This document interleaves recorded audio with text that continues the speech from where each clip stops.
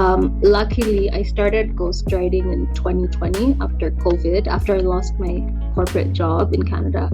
So my client was in Canada, but he was very open to working remotely. So instead of meeting face to face, I would just interview him on Zoom every week. So I'd still get to know his story, and I still produced a book. And I figured, why not, since now we have the internet in Kenya, why not just do that from Kenya?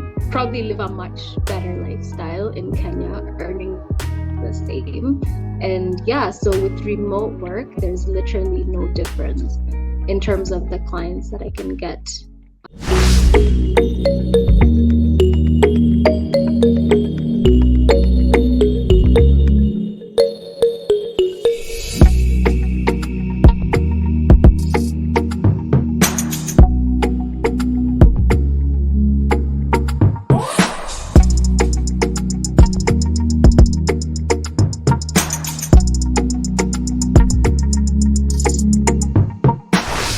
Hello there, welcome again to another episode of Africans Abroad, the podcast. This is your host, Christopher Eves Ricks.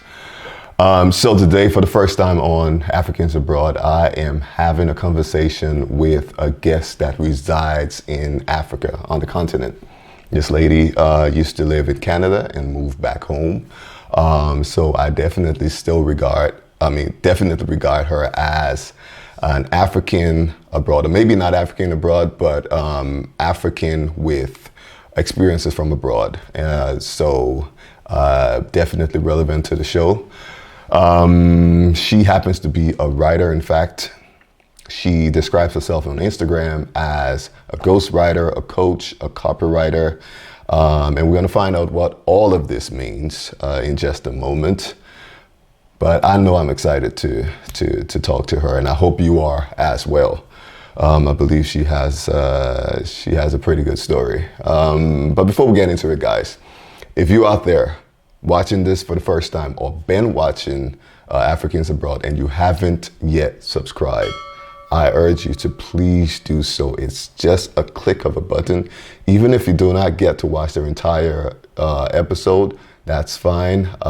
It definitely means a lot for us content creators to be able to get the content out there, because the algorithm pushes the content out there whenever people like or subscribe. The more people that like and subscribe, as I'm sure you know. And I know also that it's easy to just start watching something and just do not think about liking or subscribing or sharing or commenting. I ask you to please feel free to do so. Okay. So since all of that is out of the way,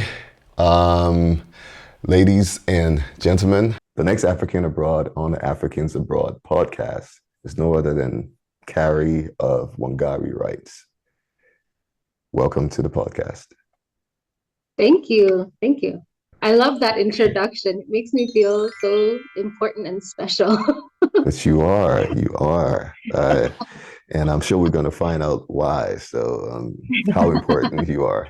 I know you are. Oh, Welcome. I'm so happy that we could do this. We tried to plan this a while ago and it didn't. Unforeseen circumstances stepped in. So, but I'm glad we are here. So Carrie, let's just start off with, how are you doing? If you're having a good day, I like to start with that. wow, so personal. We're gonna go deeper.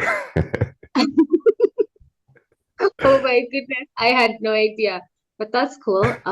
Today, well, I'm running two businesses right now, so I'm feeling very burnt out, extremely burnt out almost every day. So Wow. today was kind of like a very low-key resting type of day, although in the back of my head, like I was thinking about everything that I need to Yeah. do. So yeah, it's been a pretty stressful mentally day, but a relaxed day on the surface. Yeah.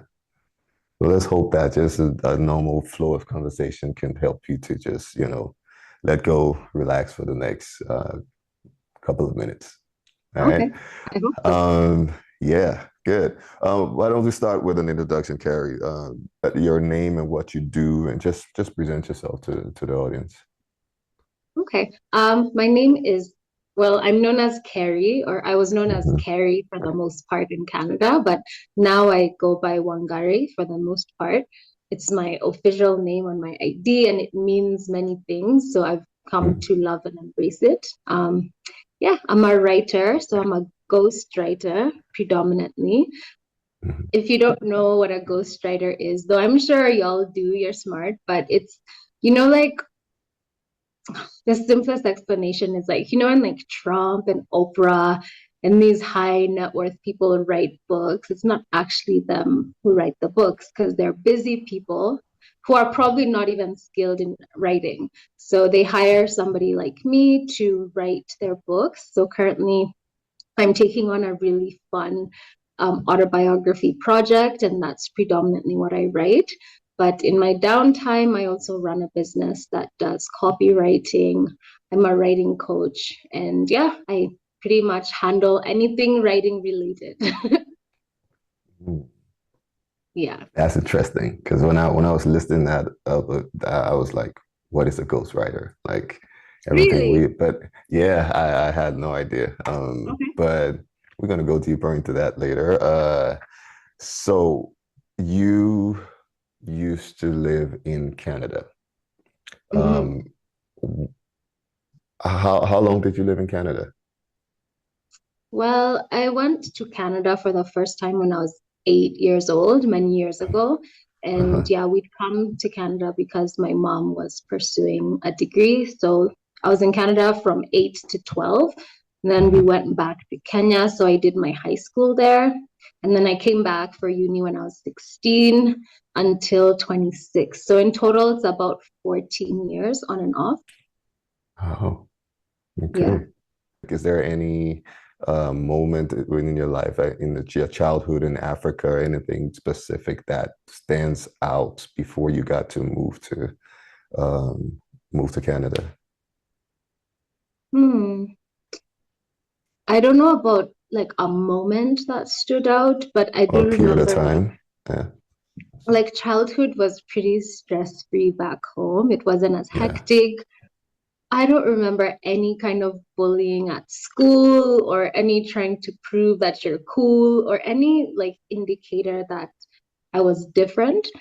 Mhm. So like school was just fun compared to like when I moved to Canada when I was 8, and it was a jungle. It was a social jungle. It was 3D chess. It was navigating so many things and also observing like my parents navigating so many things being new immigrants. So I think life kind of went from being simpler and stress free to more eventful with very Mhm. high highs and very low lows.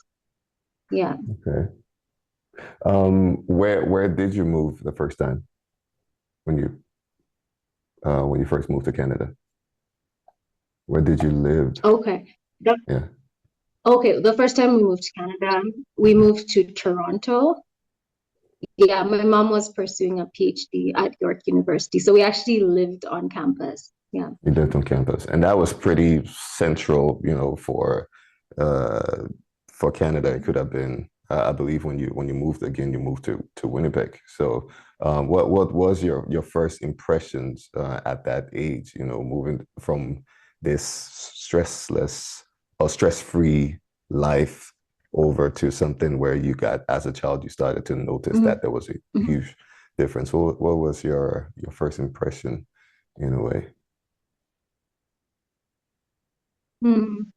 I mean, the very, very first impression, because we were homeschooled for a while before entering the school system. It's pretty complicated, but at the time, like immigration was pretty complex in terms of have children going to school because we were initially on a visitor's visa. So before school started, it was kind of fascinating, like the buildings, the roads, back then in Kenya, our infrastructure wasn't what it is now. So the infrastructure comparison was night and day. So that was my initial first impression. Like the grass was so green, the buildings were so tall. We lived on the 17th floor. Like, so not even Winnipeg. You know how Winnipeg is pretty flat, like short buildings, but this was Toronto. So it really felt like a world-class city and just so amazing. Lots of multicultural like elements too. My Yeah. first impression was that there were more Chinese than white people in Canada, because I guess that's Toronto. I was Yeah, like, that's where are yeah. the white people? That's interesting. Yeah. So, and then you got to move back to Kenya for a couple of years Yeah. before university. Did you miss anything from Canada when you did move back? Okay, well, I moved back in 2007, so I missed the internet. Back then in 2007, the internet it was still dial-up even in Canada, but at least it was there. But there wasn't that much internet in Kenya at the time. So like we used to go to cyber cafes and like log into Facebook. And when I say us, me and my sister talk to our friends. So like the lack of internet was a bit, but for the most part, I didn't think much about Canada. Like it went back to being more simple. Simpler, The yeah. education system, yeah, the education system was different. So I think it was much more difficult in Kenya. So that was the adjustment. I Mhm. noticed in Kenya, education kind of mattered more. As kids in Canada, like we barely do our homework and like just school was just like a fun place. We'd make posters like as homework and just make fun presentations. But here we were like cramming and really studying like till midnight as kids. So like that was a big difference. But socially, it was much simpler, better weather. So yeah. Yeah, of course, of course. All right, and then you had to make the move again for Yeah. university. How was that experience within that? Because you live, if it's total of 14 years, you actually lived there a couple of years after university, right? If I, Yes. but yeah. Yes. How talk to us about your overall experience within that Mm. time going to university in Manitoba and Yeah. working. Yeah. Yeah. Well, Manitoba's for one, like a much smaller, not in terms of geography, but in terms of Population and population, area. Yeah. many of the indexes. It's just a smaller province than Ontario. Mhm. So, um, and at the time when I went back in 2011, it wasn't really diverse at all. There weren't many Black people who weren't students. So one could say that there were elements of racism, perhaps, or just ignorance. Like I remember, like my most noteworthy racism. I don't want to say I don't like throwing the word racism around No. at all. But my Mm. first quote unquote, let's just call it racist experience was the experience of taking like the bus, like the public transit.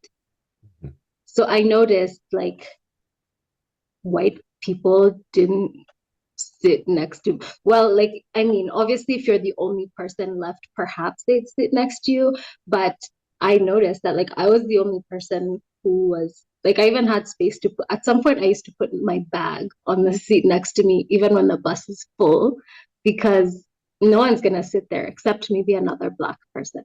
So I found that really interesting. That's when I noticed that I'm different, like Mm-hmm. yeah. Mm. I totally relate. When I moved to Norway 18 years Mhm, ago to a small town, very mhm, small town, hardly any mhm, black people there. Same thing. Like mhm. you pretty much knew that you had that seat to yourself. And then I Yeah. just started to enjoy the fact that I had that privacy and didn't think about it.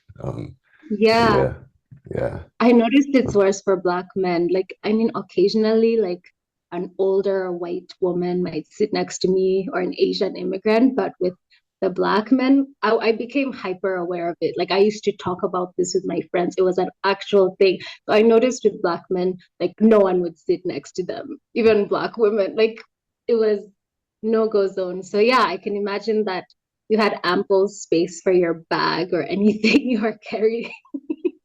Yeah. Yeah. Oh, well. That's interesting. It's kind of hard to picture Winnipeg like that.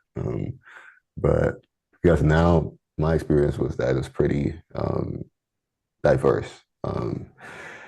Yeah, But yeah, things change along the years. Um, yeah. right. So, Carrie, what did you study in school? I studied linguistics. Linguistics. Yeah. That explains it. I was going through your Instagram and I was like, "Ooh, she's an English language nerd." I mean, Yeah, it was yeah, cool. pretty much. Yeah, with the Yeah. words and comparisons and all of that. Where did that interest? How did it spark up in you? Hmm. I guess I've always been like into language. Like both Hmm. my parents write, and it's probably just a family thing. Like we talk a lot. We talk about language during road trips. So like that's probably what it is. Yeah. I'd say it's just there's not much to it. I've always been a language nerd. Yeah. Yeah, that's so interesting. A family Mm, that writes. Hmm. yeah. 'Cause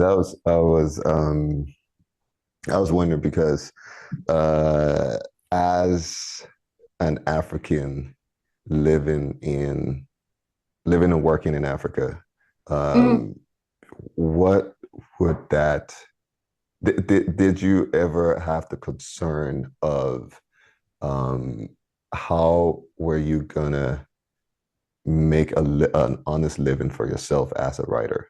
I even wanted to mm, ask before you mentioned about your parents. I wanted to ask, did your parents have concerns about that? I know African parents, if it's the yeah. mean career they expect you to have Yeah. is usually doctor, lawyer, the Yeah. top stuff. And if you Yeah. deviate from that, you probably have some explaining to do. So, True. yeah. So how did you? Was there any concern about that? Were your parents ever concerned about that initially? Yeah, it's interesting because as much as African parents tend to exalt like the engineering, the laws, they really want you to pass in English. It's always be good at math, English, and science. So they value the writing ability in itself, but not a career that pursues it like extensively.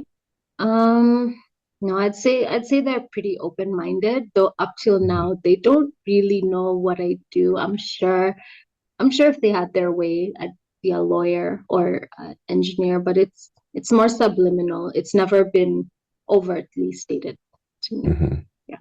Okay. Mhm. But you as a person, like, did you okay, it sounds like, at least from what I got to see, it sounds like you studied this, but it was also an interest of yours. It was a passion or something. It's a passion of yours. But that second thought, I think I got to see something on Instagram called um is it a starving writer or the something you were Mhm. doing an Instagram live with somebody about this Yeah. issue. Yeah. Yeah. Was how did you get past that, that concern of having to Mhm. trade, finances, being Yeah. financially well off for your passion? Yeah. Yeah. That's an interesting question. And actually, secret, I didn't actually graduate from my degree. So it was beyond being into something that's not typical. I did not have the education for it. So, of course, it was difficult at first. In Canada, I managed to navigate the corporate world because, regardless of whether you graduate or not, you develop skills. So, I use my skills to get in the corporate world. But of course, there was always an insecurity that I don't have like the papers to show for it. But I've noticed that when you don't have the people, like if like when as much as I own a business, I'm much more likely to hire someone who doesn't have a degree because when you don't have a degree but you have a passion, you have so much more to prove. So you're always building your skills because you know you're lacking in this. So you have to top up in this. So I've worked so much harder at kind of having to prove myself. I've had to start a business because I think it's much easier to start a business than be hired when you don't have an education in such a specialized field. But yeah, it's been a very tough navigation, like even financially. But I think I don't know if you saw one of the videos I made on Instagram, where one of the most important things when you're trying to concretize you're trying to concretize your identity within a career is to label yourself as that. So like if you're an artist, call yourself an artist. Don't just Mhm. call yourself somebody who does art. So like the moment I started calling myself a writer, when people ask me what I do, I would say writer. That's when I developed the confidence to even approach prospective clients and to have them take me seriously. Wow. It sounds like there was a barrier that you had to break there. Yeah. Yeah. Hmm. Okay. I see that would be very interesting. Because you are right. Like even um I mean, luckily for us these days, you it's skills are more valued than even degrees. But it's Yeah. like you said, in most of those cases, you are competing with a lot of other people Yeah. that are also very good at what they do, Mhm. very passionate about what they do. So Mhm. you kind of have a um, tougher competition in that Yeah. respect. Wow. But here's the thing that I'm curious about. Most Africans that find themselves or get the opportunity to relocate Yeah. would consider that as a tremendous opportunity to advance their Mhm. lives, stay there, build themselves up, Yeah. after studying, work, blah, blah, Yeah. blah. And you have returned. Mhm. Um, why did you do that? I'm so interested in hearing that. What got you to that place to make up your mind to I'm going back home. It's better for me to be back home. Yeah, it's so interesting. Like I had a lot of, well, most of my friends in Canada were Africans who'd come as Mm. students. And their biggest goal in life was to get permanent residence. It was literally the most important thing. It was like do or die. And I had status in Canada, and I wish I could give it to someone else because it seemed like this all important thing. But I always struggled to understand how my life is better in Canada than it would be in Kenya, especially during the winter, to be honest. Um, well, for me, it was several things, but one of the big ones was because as a business owner in Canada, it's actually very difficult to own a profitable business. There's so much regulation, so much red tape. If I was to hire people, the minimum wage is so high. It's just not a friendly environment for business. While I noticed, like my friends back home were really making money in business, like there's not as much red tape. It's a growing economy. So there are just so many opportunities. I've actually started a different business and something completely different. And within a month, like I was profitable and I had more orders than I could even handle. Not happen in Oh. Canada at all.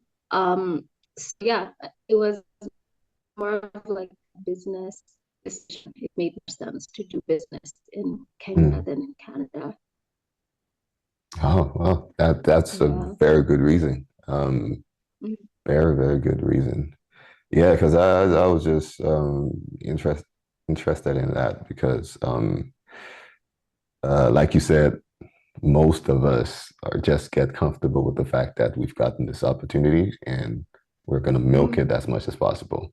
Um, Mhm. but when you say starting a business in Canada, that's is more difficult. Does that mean that you tried Mhm. starting a business or you before Mm. moving? Yeah. Well, no, I didn't actually try it, but I was even just looking at the process of like registering a business, the tax rates, like the there were so many things like in the way and so much money required for me to even start a business that Mhm. it put me off like on its face. Also, like in Canada, like if you start a business without registering it, I think the consequences are much more severe. And Mhm. there's just so much government involvement in life. In Canada, one of the things I hated most was checking the mail and finding like a pile of like bills and mail from the government. And I just wanted to escape it. I just wanted to Yeah, go to a place where I'm pretty much invisible and I have opportunities. yeah. Yeah. I almost feel a bit jealous. I really do. Because there's something in me that feels like um, no matter what I'm doing here, there are so many other people that can do the same thing. I'm so easily replaced. Yeah. However, Yeah. back home, Mhm. I whatever I decide to do, if I was to move and whatever I decide to do, Mhm. I believe I would have so much more impact on people's lives, you know. Right. And Right. it's yeah, it's a thought Can that you has elaborate? been Or is it like a strictly one-way interview? no, it's a discussion. Okay. So right, I work as a mechanical design engineer. Mhm. And I've been doing this for the past 10, 11 years. Mhm. And I like it. I thrive at what I Mhm. do. I feel creative at, you know. Um, However, I do know that if I was to take that bold step sometime in the future, Yeah. and move, Yeah. you know, like you, I Mhm. believe, I think like most Africans that are moving or back home, they are forced to be creative. They are forced to be, in most Mhm. cases, you have to start a business and try to be employed Yeah. to be able to balance things off True. because you're used to a certain type of lifestyle, Yeah. salary Yeah. differences. You know, it's Yeah. tremendous. You know, you're probably not Yeah. going to gain anything much. So you're pretty much No. forced into, you Yeah. know, like pushed off a cliff. And Yeah. that's where this thought is that um, Yeah. if you start a business, or if I got to start a business and use my skills that I've developed over the Yeah. years, or even maybe something Yeah. completely different, just Yeah. to render service. And not complain about what I do at all. I thank God for the Yeah. opportunity. I love what I do, but it's just that thought, that the kind of burning desire that keeps coming up in me. You know, yeah, that's Yeah. And it didn't happen overnight. Like for the no. whole okay, maybe okay. So I went to university from 16 to 26. So like not university to Canada. And for the whole maybe not the first 2 years. The first 2 years I was immersed in university and all of that. But like for the next 8 years, I was telling everyone, I'm going back home. I was like, no, you won't. Like 6 years down the line, I was still there. So like it was definitely one of those like leaps of faith. Luckily, I started ghostwriting in 2020 after COVID, after I lost my corporate job in Canada. So my client was in Canada, but he was very open to working remotely. So instead of meeting face to face, I would just interview him on Zoom every week. So I'd still get to know his story and I still produced a book. And I figured, why not, since now we have the internet in Kenya, why not just do that from Kenya? Probably live a much better lifestyle in Kenya, earning the same. And yeah, so with remote work, there's literally no difference in terms of the clients that I can get, whether or not I live in Canada or in Kenya. Wow. That's that's very Yeah. interesting. Yeah. How many books have you are you working on, or you've written so far, if I can ask? A couple. I mean, I do sign non-disclosure agreements. So Yeah. there's not much I can reveal about what I No. do. But yeah, since 2020, I've written only a handful. Some of them take like a whole year to write, Right. but Yeah. one book can sustain your whole year financially, depending on the Oh, really? client, how what their Oh, budget is. Yeah, yeah. yeah. Wow. That's that's awesome. Do you enjoy it? Do you enjoy doing it?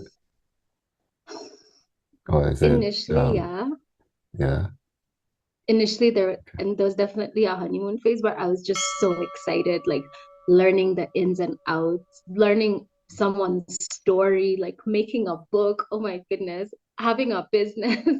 But Yeah. now I don't know. Sometimes owning a business can feel like employment. It's hard to distinguish how this is my client versus my boss. But Oh, right. um yeah, it's good depending on the book. There are books that I write that I don't agree with the content, but I just have to see myself as a conduit and meet the expectations of my contract. Of course, with time, I'm going to become much more picky about who I write for and the content that I will agree to write about and not agree to write about. So in the beginning, it was rosy, but now I'm really having to negotiate my values, my time, even my rate. So it's Yeah. kind of been like up and down. Yeah. I feel like I could ask 100 questions just right on that. Um, Yeah. because I've never, yeah, this is something I've never thought about before. And as you, like what you're doing, I'm so interested in people's stories. I thrive at one-on-one conversation Yeah. way more than Yeah. group conversations. So Maybe it you it maybe just you can ghost right. nah, I don't see myself.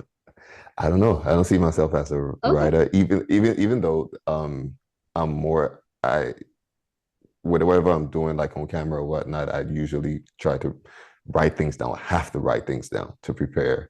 And Ah, and yeah, even if I just freestyle like that, I'm not able to do that quite normally. Maybe I'll get better at it later. So that's the only type of writing that I do.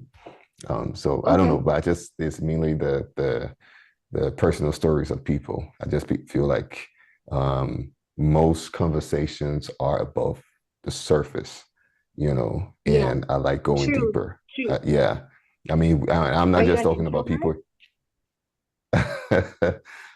No, I Okay. don't think people that know me would describe me as an introvert. Maybe in some cases, but I just mostly thrive. I love talking, but it's mainly on one-on-one levels. Like I will go to Okay. parties and people are dancing and stuff, and I'm probably sitting and just having a conversation with somebody and You're just in the you know, corner int- somewhere, yeah, with someone. yeah, sitting and having a Yeah. conversation. I feel like that's more interesting than yeah. So how Um, did you end up as an engineer? Or do you leverage on that skill at all in your work? yeah, Okay. I do because in in most cases, collaboration happens on one-on-one levels. Mhm.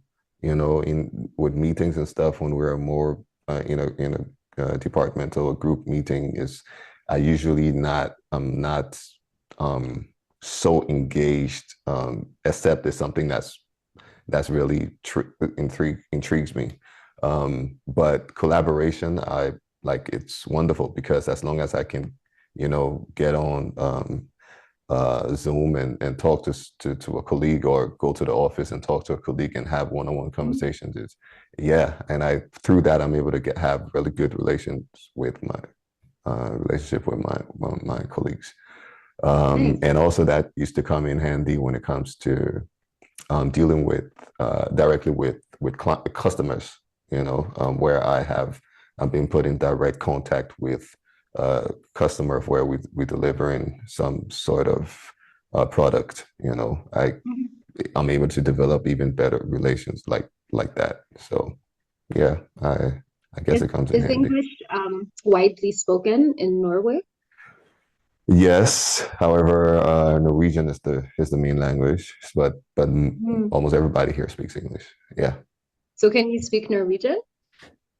yeah. I've been living there for the past almost 19 years. I went to school. I went to Wow. college here. Yeah, Yeah. that's such an ignorant question. But like, what was it like the process of, I guess, not just learning how to speak the basics of Norwegian, but like how to interact on a deeper, more complex level in a foreign language?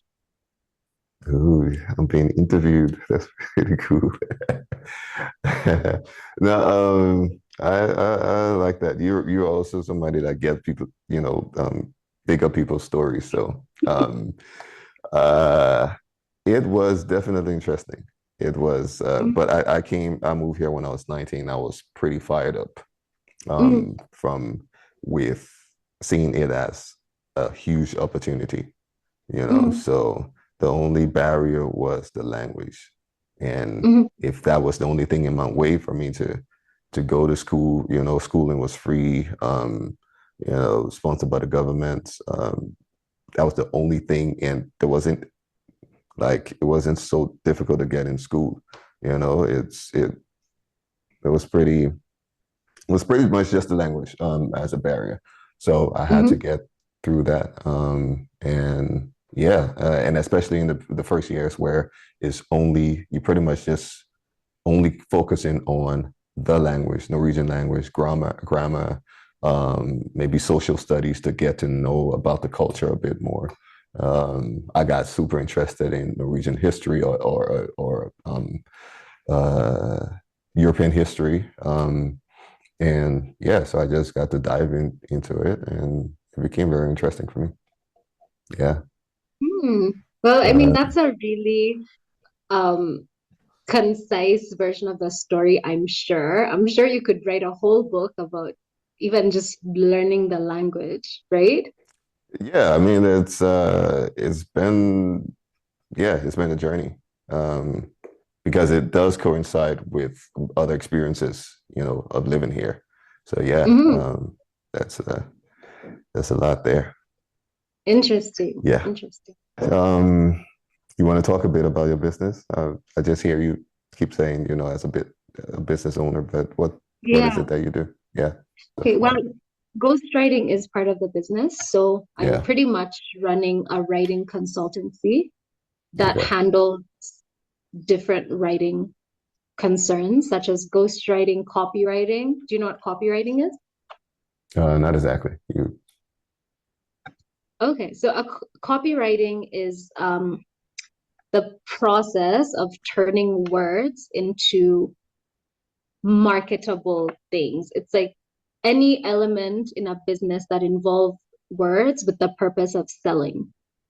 So it Mhm. could be part of the content, even the logo. So you're basically working to help companies make money through words, essentially. So everything your business, every intellectual property of your business that's in writing is called copy. Mhm. Does that make sense? Okay. Yeah. Yeah. Copywriting Yeah. is so much harder to describe than ghostwriting. Hmm. Yeah. So even like ads, yeah, all the words in the ads, that's copywriting. That's Hmm. copy. Hmm. Yeah, I mean, saying that I'm a business owner is like a very glorified way of like labeling what I actually do, which Hmm. is because I'm a small business owner, I've had to become skilled in many aspects of life that I dread. For example, accounting and time management, dealing with math, dealing with employees. Oh my goodness, that's a whole other ball game. Just learning the emotional intelligence to handle the lows, to handle the highs as well wisely. Hmm. I'd say in summary, owning a business has forced me to be more wise than I could have ever been if I stayed as an employee my whole life. And I would recommend it to anybody. I think you will never mature to your full potential in your career until you own a business. Yeah. That is definitely interesting. I don't think I've heard it been put that way before. That you just have a reason to grow. You have no other alternative. It's like, Yeah. yeah, huh, Yeah. For example, like you have no one to blame. You can't blame your employees. At the end of the day, it's your name. You just have to take you have to take the responsibility for everything, and you're dealing with people, so it's not easy yeah. at all. But it's How many so, employees yeah. do you have? How many employees do It you depends have? on the project. It depends Yeah. on the project.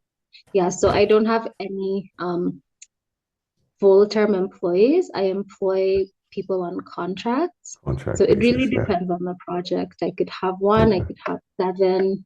With my other business, it's a more tangible, like retail business.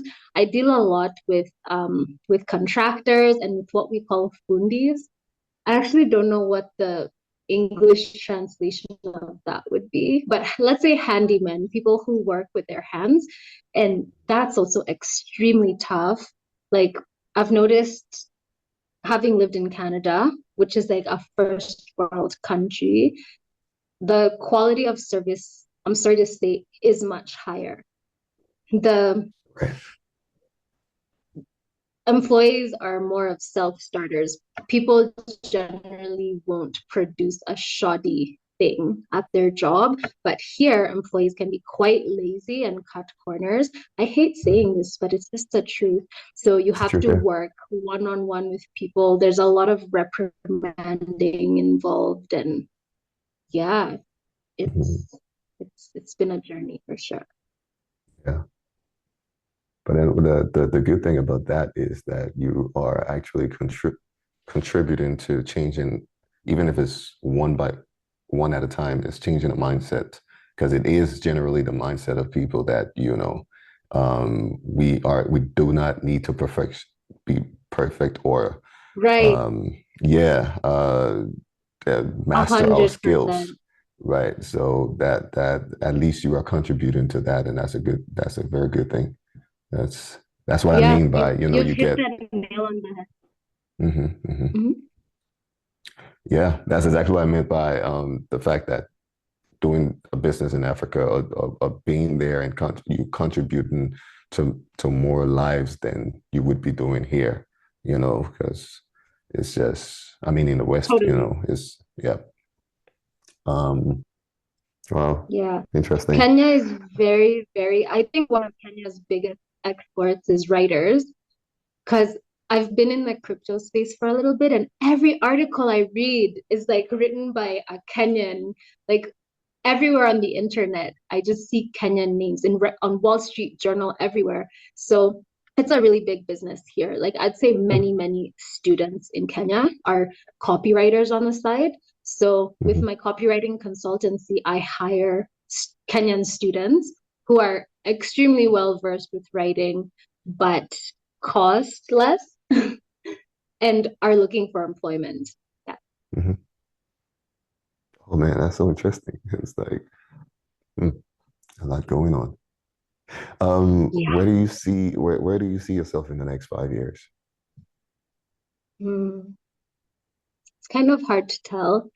The whole COVID thing kind of shook my idea of the grasp I have on the future, Hmm. honestly. Yeah, so I do tend to be quite fearful about the future, but ready to adapt. So I'm Hmm. pretty sure if I tell you where I see myself in 5 years, it will be the polar opposite. But right now, I see myself doing business, expanding my business, hiring more people, being a dollar millionaire. Yeah, that's where I see Mm, myself. Maybe being married with kids. We'll see. mm, wonderful. We Yeah. mentioned crypto, and I could go into that too, but at the Yeah. time, maybe Are you into I crypto? I started doing researches and, yeah, I tried a little bit, but then I felt like it was right at the time when it was diving quite substantially, And then I started looking into NFTs instead. And new establishment of NFTs. But that the only the thing with that, it takes a lot of follow up to find out what's profitable, what could be profitable or not. So True, yeah, and there's a lot of money laundering happening in the NFT space. Yeah. that's right. Hmm. Mm. But definitely, I believe it is, especially for Africa. I believe it's the future for even to conquer corruption. Yes. Crypto and NFTs will be the way to go, and it's just a matter of Yeah. time. So Yes. yeah. Mm. Yes, absolutely. Hold, don't sell. Right. That is Yeah. true. Anyways, wow, this has been an interesting conversation. If you were to explain or um put your experiences so far in 3 words or phrases, if you were to sum it up in 3 words or phrases as a linguist, I'm So much interested to hear. pressure as a linguist. Oh my goodness. I Sometimes know. when I tell people I studied linguistics, they're like, I'm thinking of a word. What is Right. it? Tell us, linguist. Yeah, no, that's just fun. So 3 words? Yeah. 3 words. Mhm. Yeah. Um, Exhilarating, Hmm. mm, heartbreaking, and life-changing. Okay. Okay. That's good. Um, it feels like there's a lot of stuff behind those 3 words. So, Yeah, but that was exactly the question. So good, yeah. good. Mm. Um, okay. So I think I just have one more question, and then Okay, can wrap this up. And there's a awesome. question where I usually get to, um, weigh the person that I'm interviewing. I don't always ask, but in this case, I'm going to ask. Um, Okay. is Carrie, um, for those that are wondering, that's watching this right now and wondering that if this um, smart um, linguist lady, is Mm, she single and ready to mingle? Such a complex question that varies from day to day because Mm. some days it's a resounding yes, and some days it's a big no. But today, yes and yes. Yes. She is Yeah. single, she's ready to mingle, and she lives in Nairobi, Kenya. That is definitely edited out. Yeah. Okay. All right, Carrie. It's been so wonderful talking to you. I feel like I'm gonna have to get you back here again sometime soon, because there's just um like I said, I haven't really talked to people, any African that's been living abroad and moved back home, and I Yeah. like it's just so much, so much to explore there. I felt like I learned a lot from you, even just having this conversation. So it's been a pleasure, Mhm. real pleasure. Thank you so much for sharing your story, and Thank you I for, wish you, yeah. sorry, go ahead. Um, No, no, I was just gonna say I wish you all the best with all that you have going on, with all the stress and everything. I hope it gets better. Yeah, For sure. Thank you so much. Thanks for inviting me and for showing up. It means a lot.